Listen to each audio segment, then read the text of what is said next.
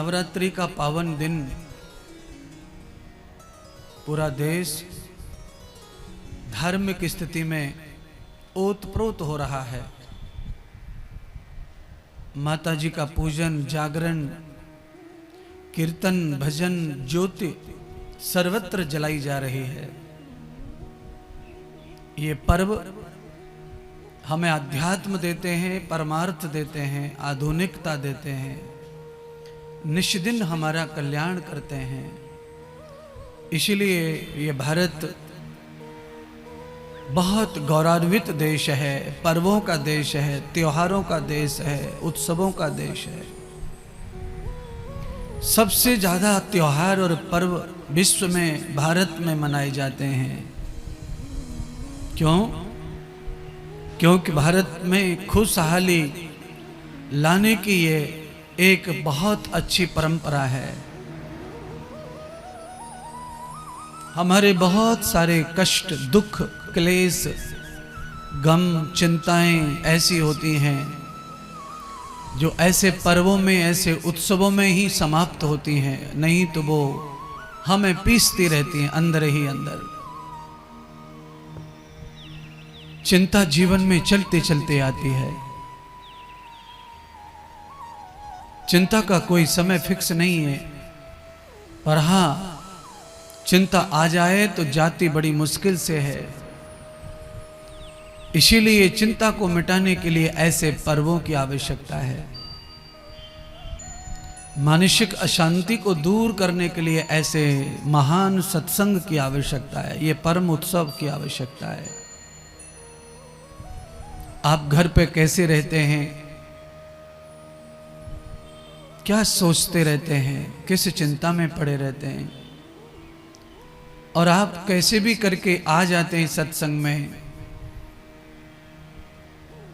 तो आपका चिंतन बदल जाता है, आपका विचार बदल जाता है, आपको सहायता होती है, चिंता से मुक्त होने की मदद मिलती है। सत्संग में लाखों लाखों शब्द, विचार, एनर्जीज भरे हुए आपके कानों में पड़ते हैं।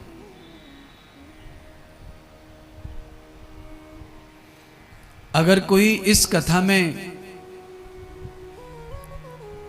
इसी बात को लेकर बैठा हो कि आज हम कोई गलती पकड़ेंगे, तो ऐसे व्यक्ति को कथा में कुछ नहीं मिलता।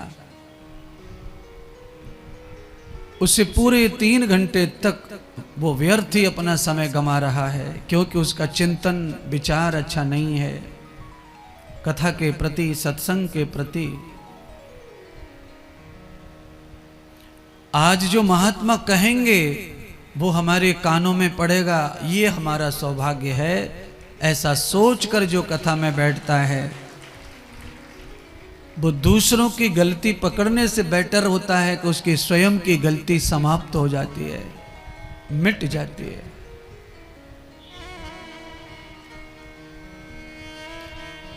पुराने जमानों में घरों में घी बनते थे, खुद के घरों में घी कांच के मर्तबान में या तो मटकों में भर देते थे, घी बना बना कर।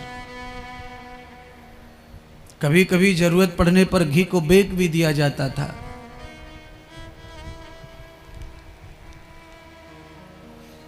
बढ़िया की दुकान से किराना लाना है तो हमने अपने बचपन में देखा कि डोलची में, कमंडल में घी भर के ले जाओ, बनिया को घी दे दो और वहां से हल्दी, मिर्ची, नमक, मसाला ले आओ। बढ़िया की दुकान पे अनाज दे दो और वहां से जो सामान आपको चाहिए वो ले आओ। ऐसी परंपरा रही है। तो जब बड़े इमरतबान में से घी निकाल कर दुकान पे जाता था तो इमरतबान में जगह कम हो जाती घी की, यानी कि घी खाली हो जाता, तो पूरे इमरतबान में कहीं कहीं घी लगा रह जाता।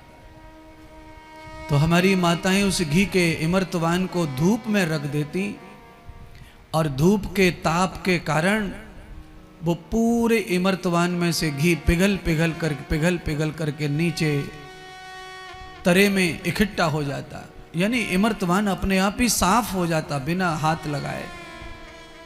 जिस प्रकार धूप में रख करके घी का इमर्तवान स्वयं साफ होकर के एक जगह घी जमा हो जाता, ऐसे ही जो व्यक्ति आकर के सत्संग में कथा में बैठ जाता है, उसके सारे क्लेश और पाप पिघल पिघल कर सब पाताल में चले जाते हैं।